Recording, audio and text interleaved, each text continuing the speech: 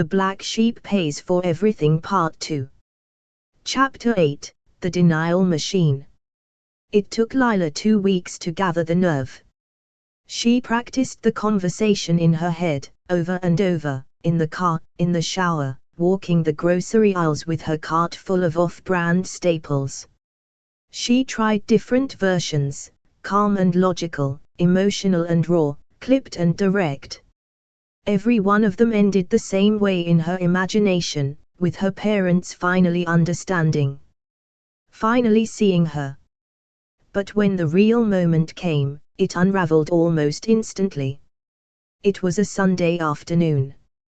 Lila had driven out to her parents' place for lunch, carrying a tray of baked mac and cheese she'd made the night before, mostly because her mother had said, "Just bring something easy, you're always so good at casseroles." She didn't want to, but she did. Out of habit. Out of guilt.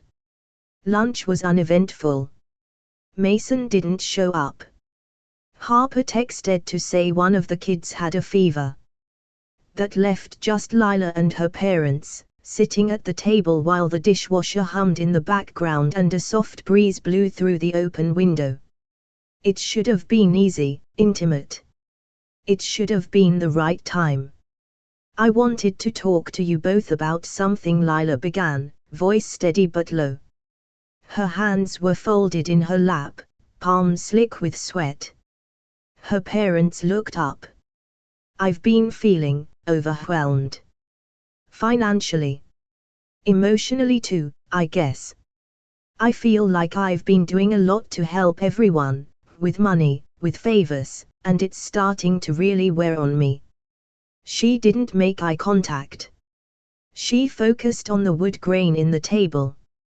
"I've covered rent for Mason twice this year. I've helped Harper with groceries, daycare. I've paid for your prescriptions, helped with the gas bill, paid the deposit for Mason's party. And no one's ever said thank you. Not once." Silence. Then her dad said, "We never asked you to." That hit her like a slap, not for its volume, but for its sheer dismissal. "You didn't have to," she replied quietly. "You just expected it. Or you assumed I'd offer." "Because I always do." Her mom sighed, shifting in her seat. "Lila, sweetie, you've always been the independent one. You've always just handled things." "That's the problem," Lila said, the tremble starting to rise. "You expect me to handle things. And I do. But I'm exhausted." "But you never said anything," her dad replied, almost defensively. "If it was bothering you, why didn't you just tell us earlier?" "I'm telling you now," she said. Her mom offered a placating smile, the same one she used when someone else's child threw a tantrum at the grocery store. "Look, I know it's been a lot lately. But you've always been good at taking care of yourself. It's one of the things we admire about you." Lila's mouth went dry. Admire? Like she was a self-cleaning oven or a well-behaved pet. Not a person with needs. Not a daughter who had quietly sacrificed years of her life to keep everyone else afloat. "I don't want to be admired," she said. "I want to be supported. I want someone to ask if I need help. Or even just how I'm doing." Her father looked uncomfortable. "You've never really needed anything, Lila. That's just who you are. You don't like attention." "That's not true," she said, too quickly. "I've just gotten used to being ignored." Her mother flinched a little, but recovered. "We don't ignore you." "That's not fair." Lila stood up, plate barely touched. "You don't mean to." "I know that. But that doesn't make it less real." There was a long, empty pause. Her parents sat there, neither angry nor apologetic, just blank. As if her words were passing through them without sticking. She watched her father's eyes flick to the living room, where the Sunday football game had started. Her mother picked up her fork again, poking at leftover salad. It hit her then, not like a slap, not like a crash, but like a slow, dark cloud drifting over the sun. They were never going to get it. Not because they were cruel. Not because they didn't care. But because they didn't want to believe they'd done anything wrong. To acknowledge Lila's pain would mean acknowledging their comfort had come at her expense. And that was too uncomfortable. Too inconvenient. They preferred the story where Lila was strong and Mason was delicate. Where Lila could handle it and Mason needed help. Where Lila was fine, always, and thus didn't require attention, care, or gratitude. Denial wasn't just a defense mechanism in her family. It was the foundation.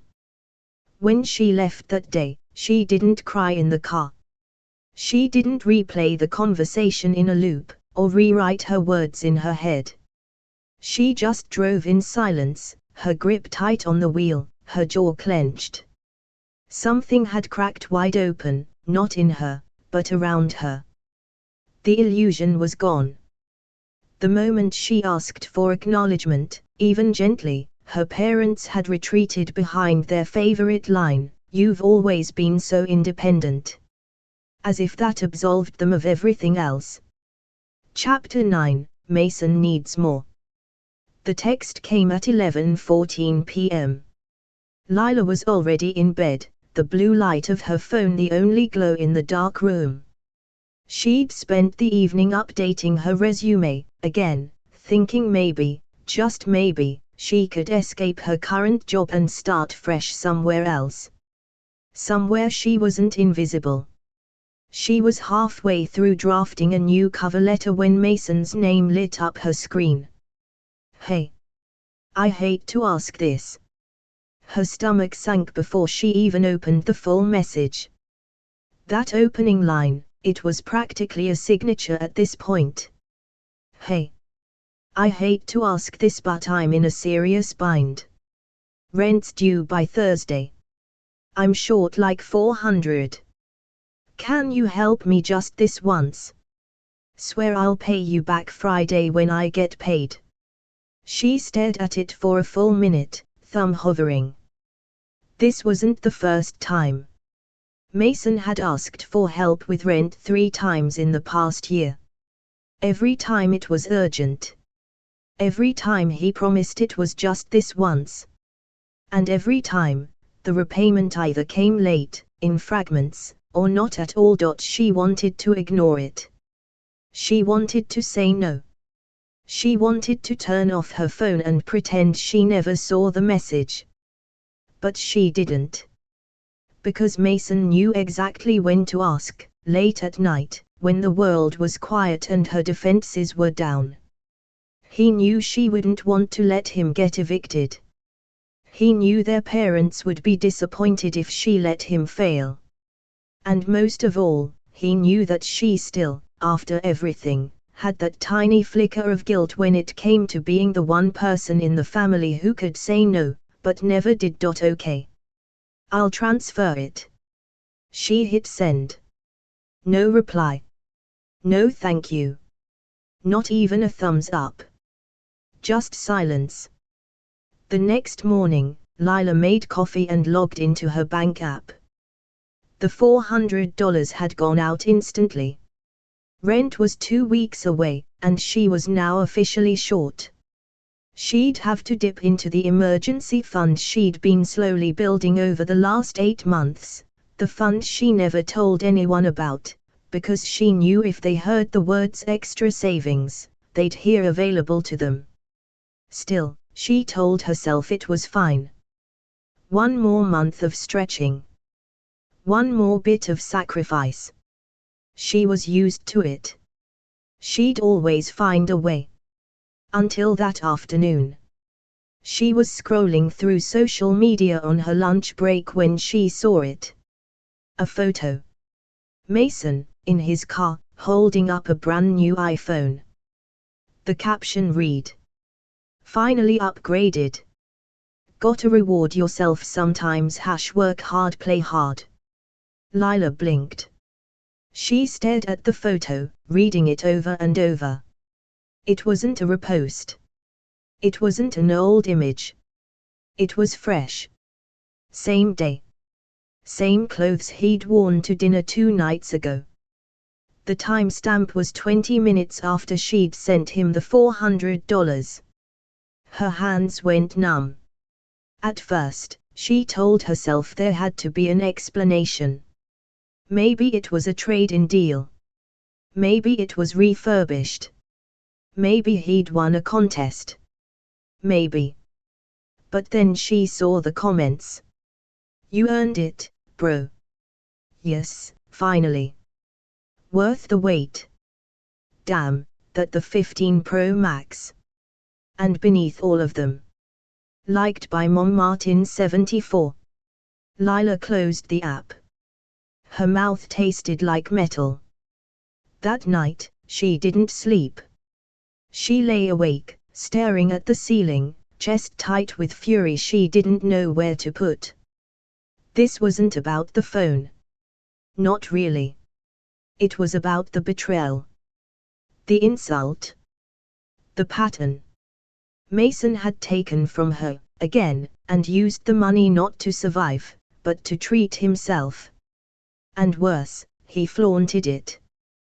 Bragged about it. Let their mother like it while pretending she didn't know where the money came from. And Lila. She'd spent the week cancelling her HelloFresh subscription, skipping her usual Sunday takeout, and walking to work to save on gas. The inequality wasn't subtle anymore. It was glaring. And it wasn't just that Mason used her, it was that he felt entitled to it. Deserved it. Expected it. And somehow, still saw himself as the one who had it hard. That was the moment something inside her shifted. It wasn't loud or explosive. It didn't come with tears or yelling. It was quiet. Cold. Resolve. She didn't send a follow-up message. She didn't ask for the money back. She didn't bring it up at all. Because she knew, deep down, it wouldn't matter. Mason would lie. Or deflect. Or joke. Or act confused. And her parents. They'd say, maybe he just needed something nice for once. They'd say, Lila, why are you so upset about a phone? They'd say, don't make this into a thing. They always had something ready to excuse him.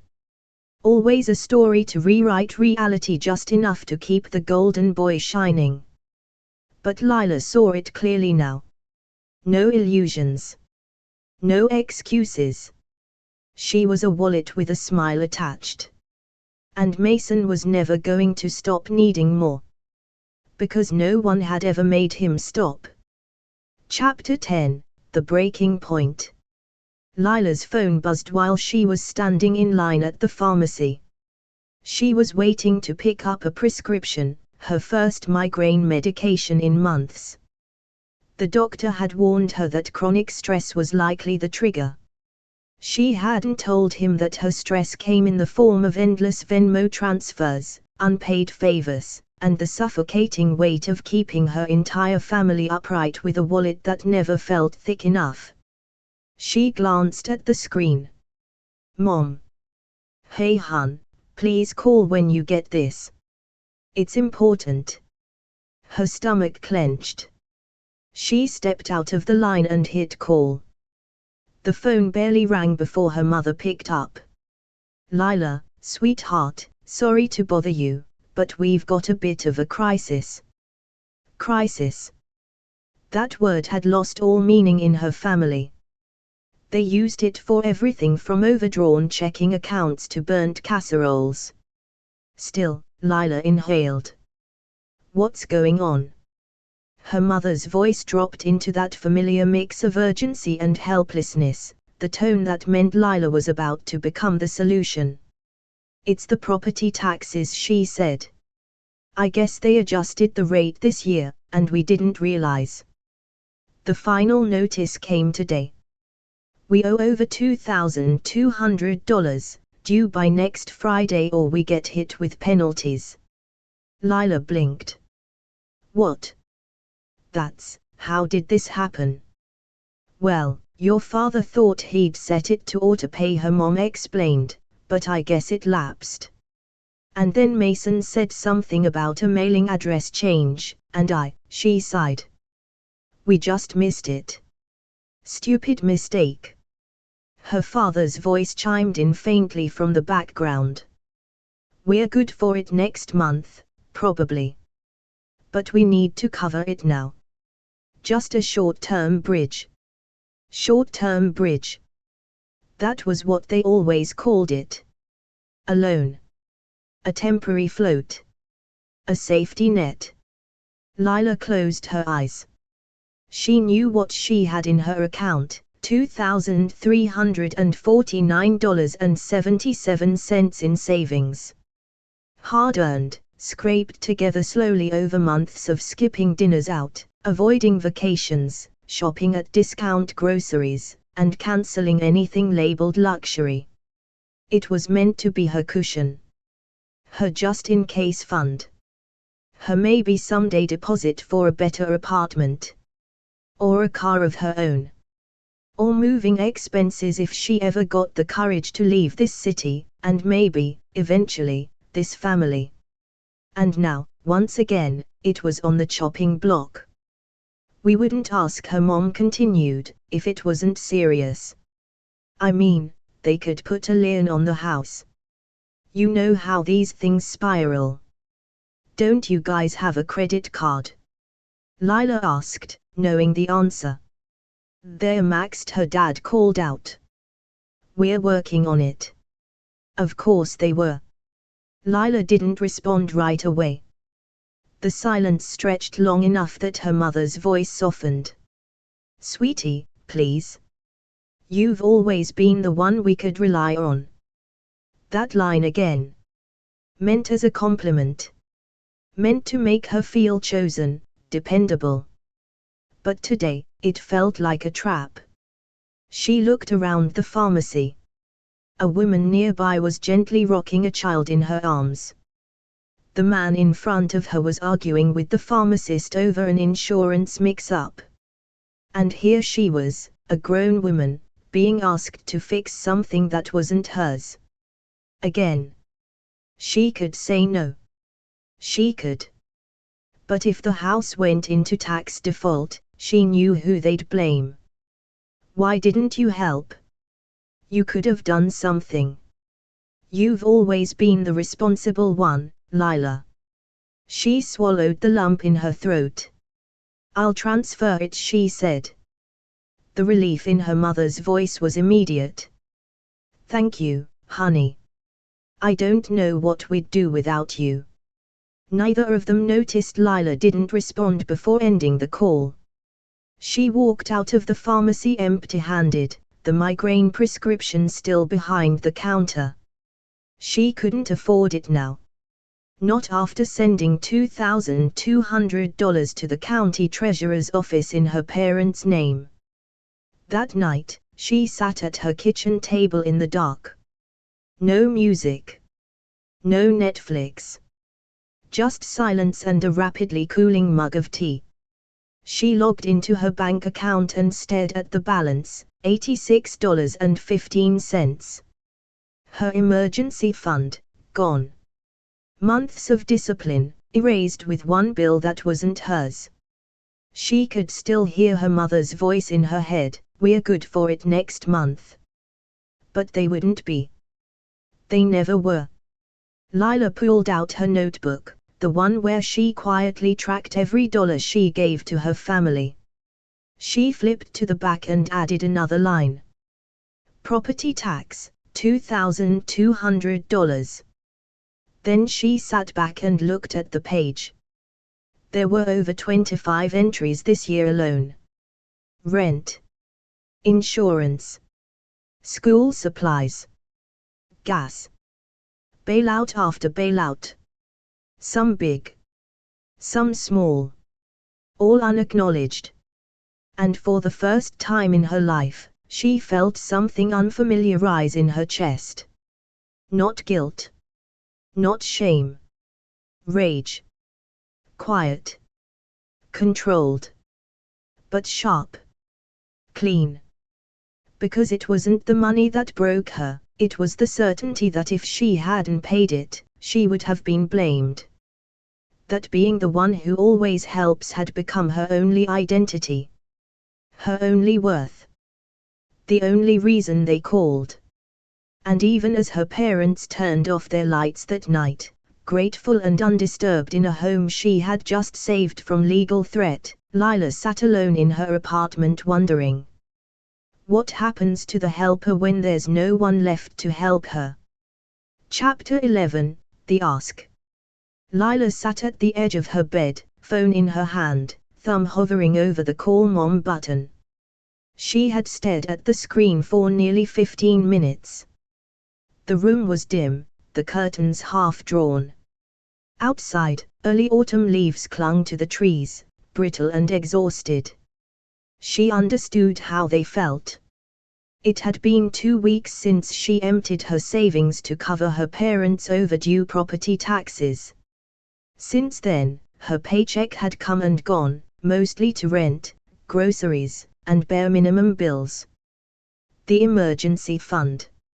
Still empty. The cushion she'd built. Gone. And now, her car's engine light had blinked on during her drive home from work. It shuddered at every stoplight. A mechanic friend told her it sounded like a timing belt issue. Expensive. Likely over $900, minimum. Which she didn't have. So here she was, staring at her phone, preparing to do something she had not done in over a decade. Ask for help. Her stomach twisted. She'd always been the helper. The backup. The fallback plan. The strong one. But strength, she was realizing, had a cost, and she had reached the limit of hers. She inhaled deeply, hit the call button, and waited. Her mother answered on the second ring. "Hi, sweetheart. Everything okay?" Lila hesitated. She almost said yes out of instinct. Instead, she forced herself to speak. "Not really," she said. "Actually, I kind of need your help." A pause. "What kind of help?" her mother asked, cautious, like she was walking into unfamiliar territory. Lila cleared her throat. "I'm short this month. My car's in bad shape, it might not make it another week. I already used up all my savings helping you with the taxes, and I just need a little breathing room. Maybe a couple $100. Just to hold me over until next paycheck." Silence. Then, her mother sighed. Not with sympathy, but with something else. Weariness.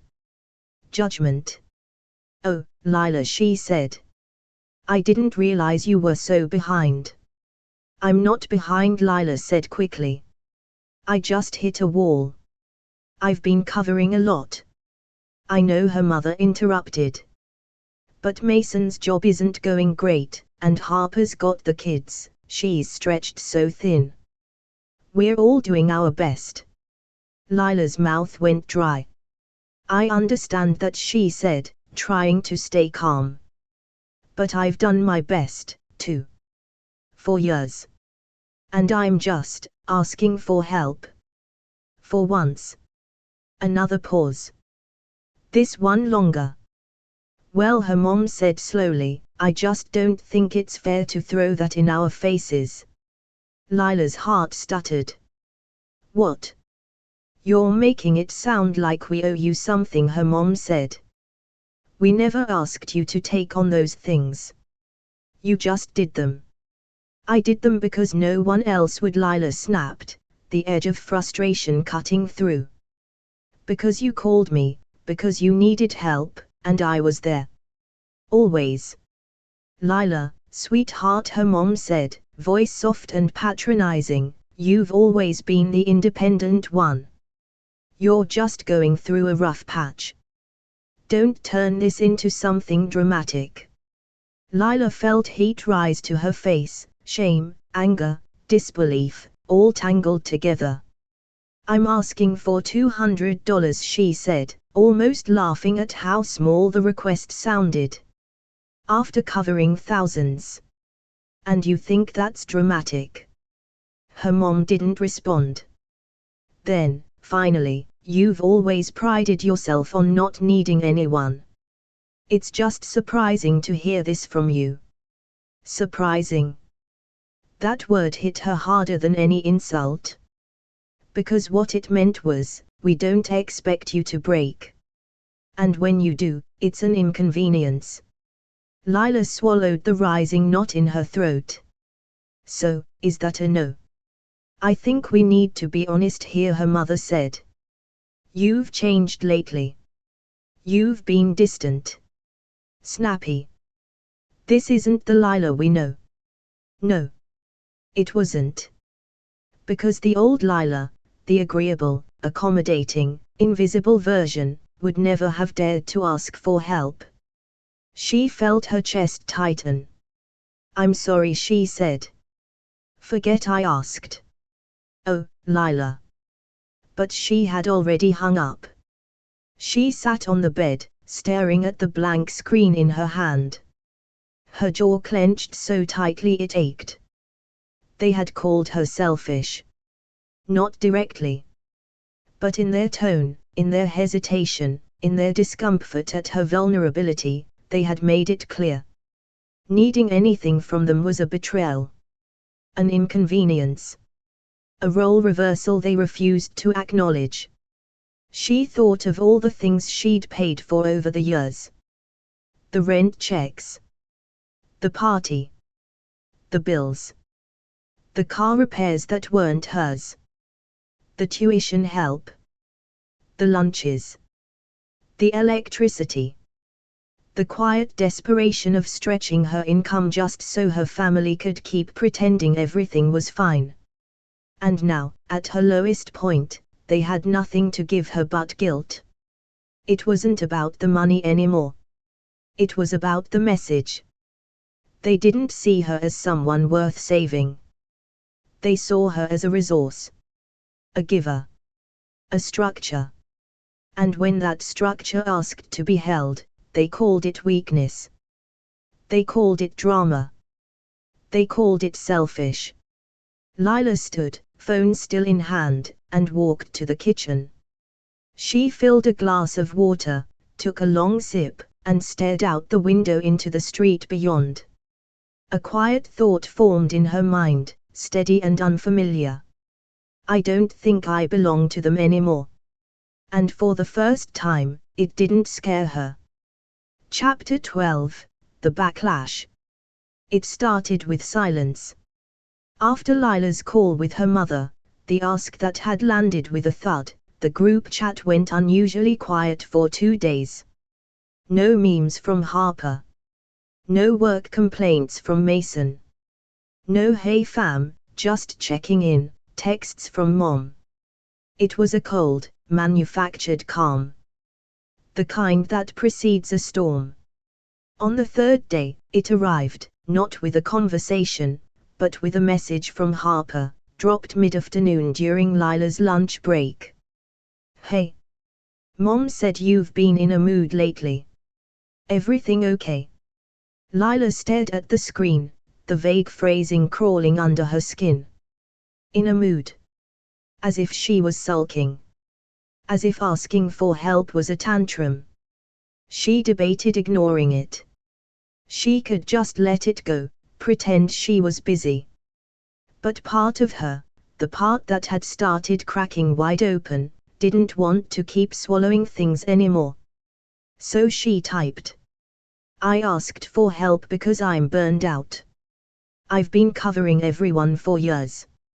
I'm tired. And I got brushed off. Harper's reply came fast. You're not the only one who's tired. We've all got stuff going on. You think I'm living in luxury with 2 kids and no support? I didn't say that. I just needed someone to show up for me, for once. You're not the only one who's ever struggled, Lila. Maybe don't make this about you for once. That line stopped her cold. Lila didn't reply. She couldn't. Not right away. Instead, she closed the chat, placed her phone face down, and finished her sandwich in silence. It tasted like cardboard. That evening, her mother called again. Lila didn't answer. The next morning, there was a voicemail. I'm just disappointed, honey. I don't know where this is coming from. You've never been like this. Cold. Distant. It's not like you. You were always the steady one. The guilt was skillfully baked into every word.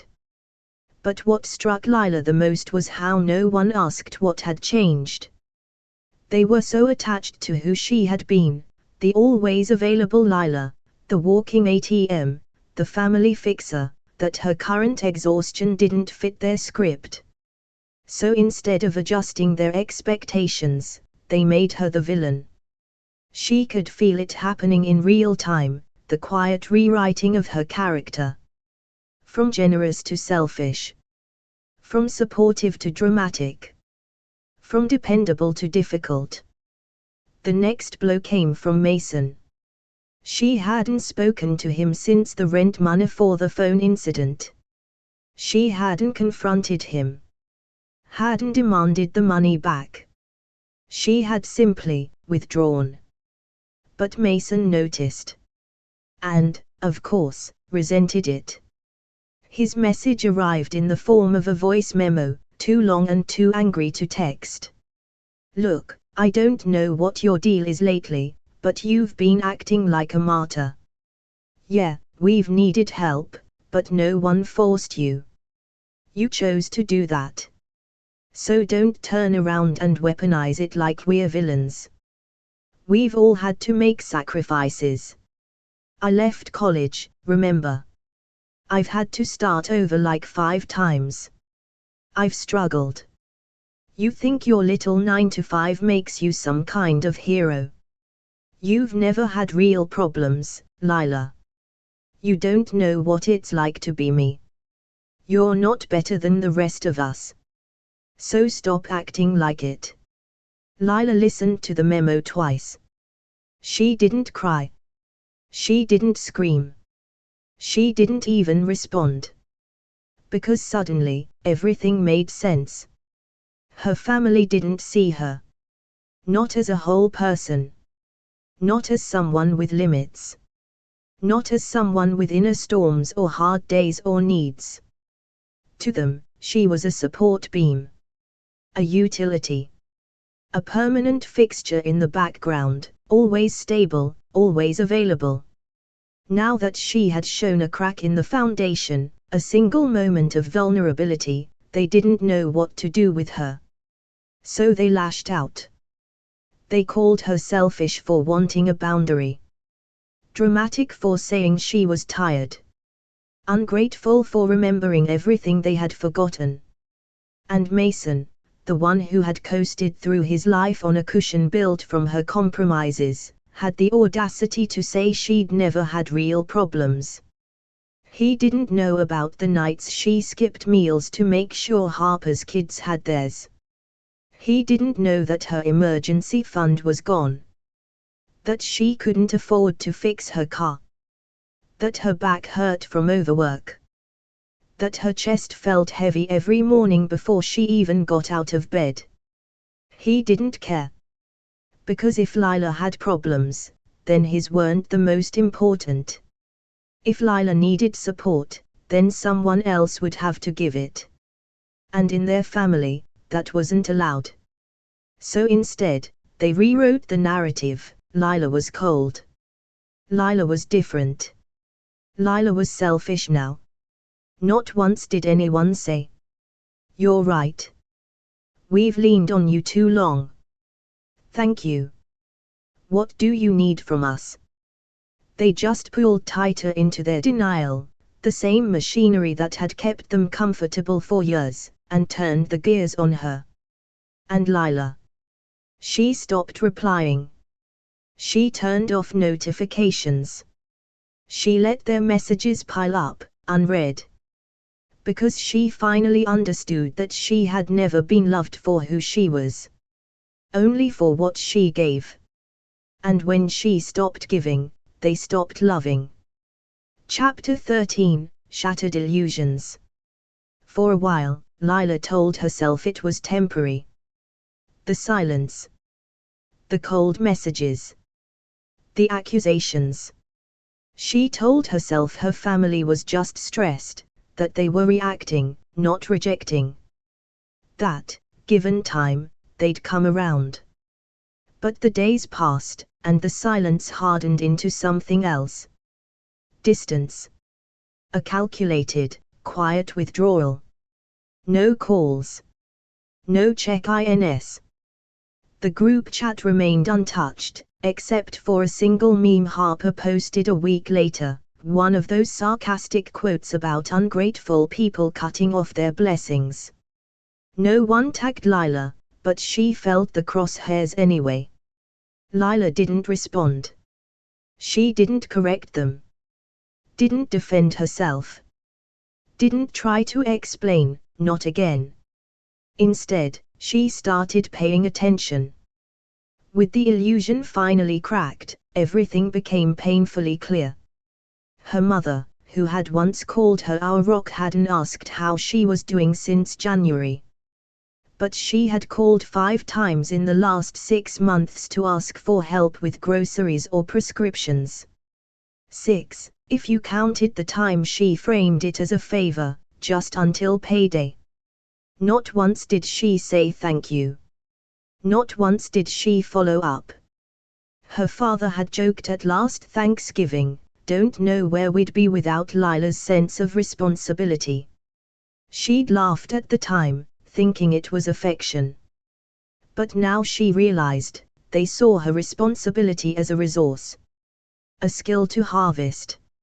Not something that came with exhaustion, limits, or humanity. She was dependable, and thus, dismissible. And Mason. Mason, who had cost her thousands over the years. Mason, who had gotten parties, praise, and parental defense even when he failed. Mason, who had called her selfish, from the comfort of a fully furnished apartment, wearing the new phone she had unintentionally paid for like a crown. He hadn't even acknowledged the money she sent. Not once. And the moment she said no, the one time she stepped out of character, he didn't ask if she was okay. He punished her. It hit her on a Thursday afternoon while she stood in her kitchen, staring at the last of her clean dishes. The apartment was quiet, too quiet, and her phone sat on the counter, untouched since morning. No messages. No missed calls. No one wondering where she'd been. Because no one needed anything. And when they didn't need anything, they didn't need her. That was the moment. The realization. The kind of clarity that doesn't come in a burst of light, but in a quiet, soul-deep unraveling. Their love was conditional. Not on her existence. On her usefulness. On her silence. On her function. She wasn't the daughter who was loved for her laugh or her ideas or her presence. She was the daughter who was loved because she gave. Because she didn't take up space. Because she carried the weight. Because she was always the one who said yes. And the moment she asked for anything in return, the moment she broke character, the warmth vanished. It wasn't love. It was transactional loyalty dressed in family language. And it hurt. Not just because of what it meant about them, but because of what it meant about her. She had spent years building her identity around being needed. Around being the one who made things work. Around being the strong one. Now, she saw it for what it was, a trap. And walking out of that trap meant letting go of something she had clung to for far too long. The hope that they might one day see her. Not as the black sheep. Not as the fixer. Not as the fallback plan. Just as Lila. A woman with feelings. With dreams. With limits. With the right to ask for help and still be loved. The tears came quietly. No sobbing. No dramatics. Just a slow, aching release, the kind of grief that belongs to endings that didn't have funerals. She let herself feel it. Not for them, for her. For all the years she spent performing strength for people who didn't recognize the cost. For all the ways she had abandoned herself just to stay acceptable. For all the smiles she gave when she was exhausted. For all the dinners she paid for. All the birthdays she never celebrated. All the no's she swallowed. All the thank you's she never got. She cried for the girl who had thought that love was something you earned through service. And when the tears stopped, she breathed in, shaky, but clean. And she knew, she couldn't keep doing this. Not one more favor. Not one more bailout. Not one more sacrifice disguised as love. The illusions were shattered. And in their place stood something sharper. Something heavier. Something real. They lied. They cheated. They betrayed the one person who gave them everything. But guess what? The truth always finds a voice, and here, it screams. If you live for chaos, loyalty gone wrong, and revenge served cold. Like this video. Drop a comment. And hit subscribe, because on Family Drama Unleashed, we don't forgive, and we never forget. Tap that bell, because the next betrayal? It's already on its way.